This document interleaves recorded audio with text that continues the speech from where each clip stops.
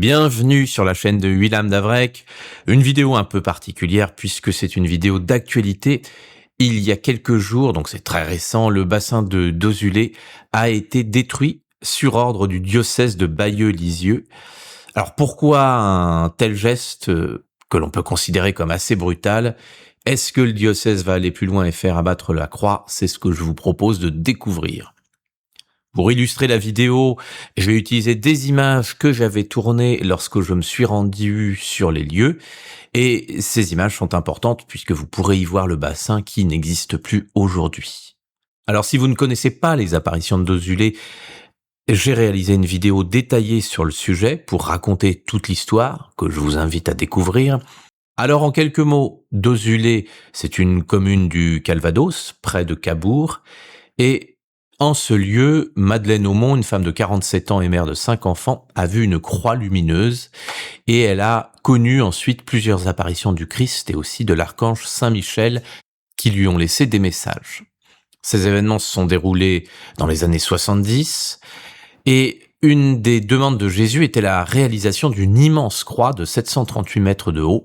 Alors pourquoi 738 mètres? Parce que c'est l'altitude que les messages attribuent au Golgotha, la colline de Jérusalem où le Christ a été crucifié. Chaque bras devait mesurer 123 mètres et la croix devait être lumineuse et orientée d'est en ouest et bien sûr visible de très loin. Alors comme vous l'imaginez, la croix n'a pas été réalisée bien sûr, mais il existe une réplique à l'échelle 1/100 qui se trouve en haut de la butte des apparitions.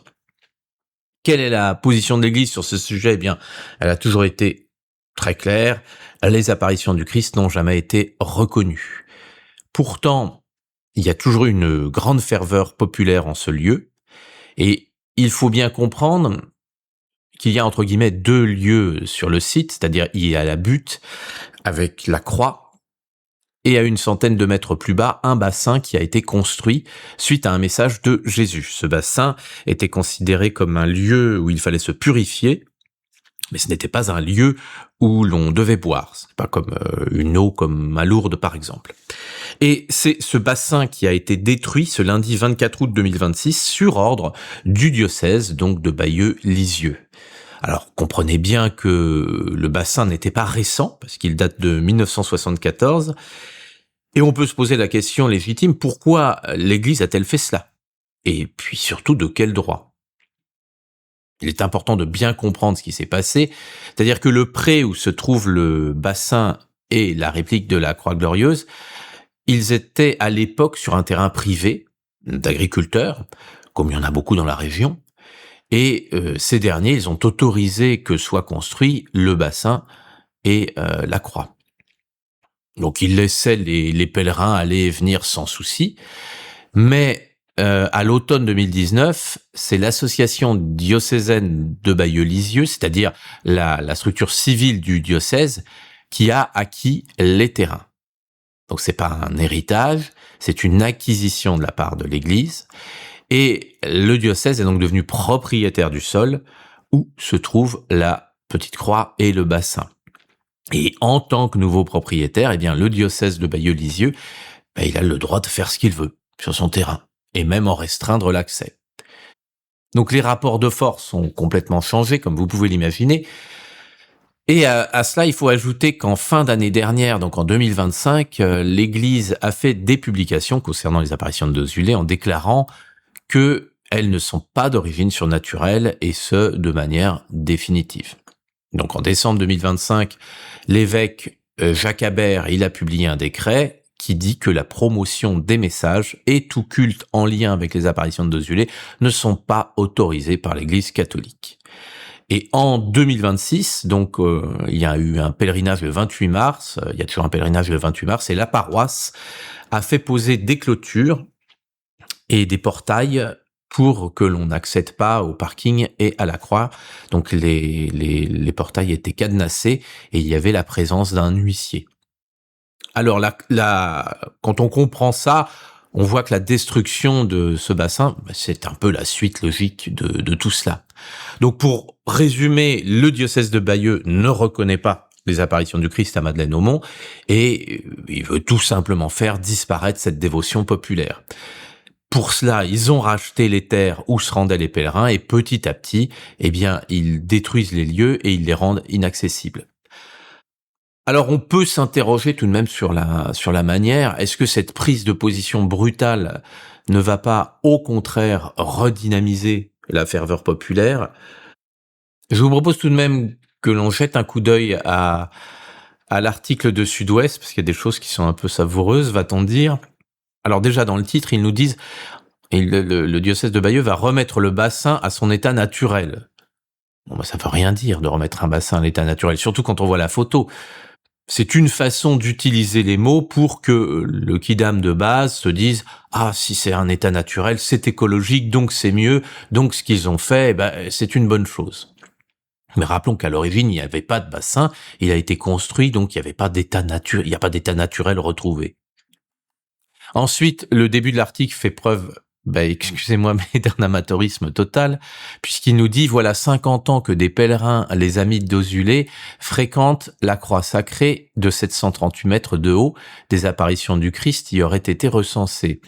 Alors c'est bien sûr complètement faux, puisqu'il y a beaucoup de personnes qui viennent à Dozulé et qui ne font pas partie des amis de Dozulé.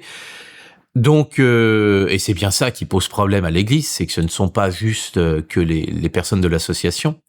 Et ensuite, eh bien, les gens qui viennent ne fréquentent pas la croix sacrée de 738 mètres, puisque elle n'existe pas, cette croix. C'était le projet d'en construire une, mais il n'y a pas de croix de 738 mètres. Donc déjà, là, l'article affirme quelque chose de complètement faux.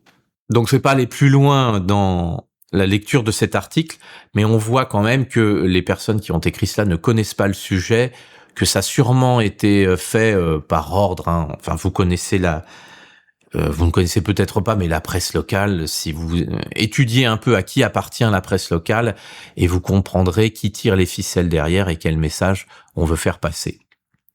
N'oubliez pas que la manipulation peut se faire par les mots, et c'est ainsi qu'en utilisant certains termes à la place d'autres, on réussit à vous faire adhérer à des idées complètement folles. Restez donc toujours prudent quand vous lisez des articles de presse locale.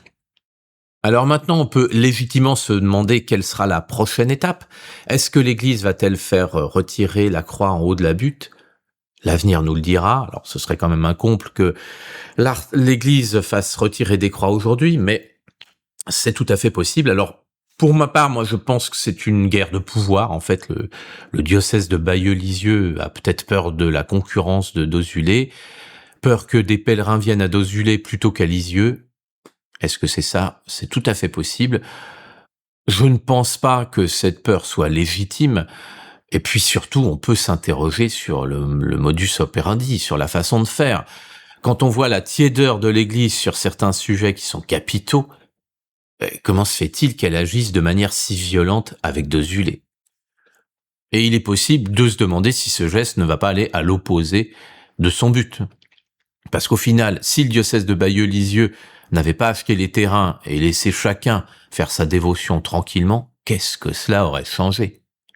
Est-ce qu'on n'est pas là plutôt dans une guerre d'ego ? Alors avant de conclure, je vous rappelle que vous pouvez aussi voir ma dernière vidéo sur la vie de Madre Mariana de Jesús Torres et des prophéties extraordinaires que la Vierge lui a annoncées concernant notre époque. Et vous ne pourrez pas rester indifférent à ces messages qui résonnent avec ce que nous vivons actuellement. Et puis, à propos de ce qui s'est passé à Dozulé, eh bien, n'hésitez pas, vous, à me dire ce que vous pensez de cette affaire. Votre avis, comme toujours, est très important à mes yeux. Et dites-moi ce que vous pensez de l'attitude du diocèse de Bayeux-Lisieux, qui ne reflète, bien entendu, pas la totalité de l'Église. Alors bien sûr, je vous demande de rester respectueux et d'argumenter vos réponses. L'idée n'est surtout pas de juger à l'emporte-pièce, parce que c'est par le dialogue et le respect que l'on peut se comprendre, et non par un jugement péremptoire. N'oubliez pas que le Christ souhaite que l'humanité s'unisse, non pas à la manière du nouvel ordre mondial qui représente l'inverse, c'est-à-dire un groupe dirigeant et une humanité perdue et divisée dans le consumérisme, mais au contraire, ce que veut le Christ est en lien avec les projets de Dieu, où l'humanité comprendra qu'elle est un seul être vivant, uni à son environnement, et que de magnifiques réalisations auront lieu alors quand chaque être humain agira avec sa propre personnalité mais guidé par un idéal divin. Le monde sera alors comme au ciel mais sur la terre. Et ce monde, ce n'est pas une utopie. Il est bien plus réel que notre monde actuel qui n'est qu'un chaos éphémère. C'est l'harmonie qui régnera un jour, mais cela n'arrivera pas sans nos efforts pour manifester le divin à chaque seconde de notre vie. Je vous souhaite le meilleur.